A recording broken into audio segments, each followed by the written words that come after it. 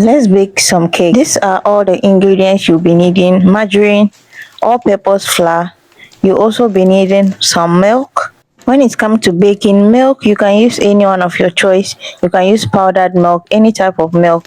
So I went ahead and put my butter in the bowl, and also I'll add my sugar. I'm not really a sugary person. I like my sugar to be very little. This sugar I added into this because I was baking in a large number of quantity. That's why I use that much sugar. I usually don't use this much sugar.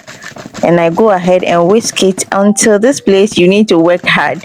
Usually you don't need that, not too much. It's still going to work even if you don't do it that much, it will work. Next step, go in with your eggs. This eggs, remember, I'm not a professional cake baker. Hello. I just bake my own cake at home to eat. So I add 3 eggs into it, and then go ahead and mix it until it's to my desired shape. Mix it until you see that it's fully combined, and take your time to whisk it very nicely. And then I'll go ahead and add my milk to it. So this process is almost about to be done, and the next step is to go in with your flour. The flour, depending on the quantity you are going to bake, which will depend on the quantity you need to put inside.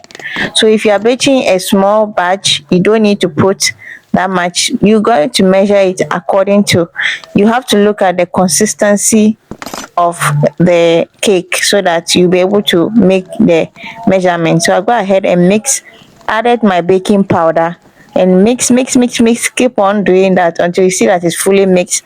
I cleaned, and then I brought out my baking trays. Here I was adding some foil inside, you know, the foil for baking. Yeah, that's the one I was adding in place.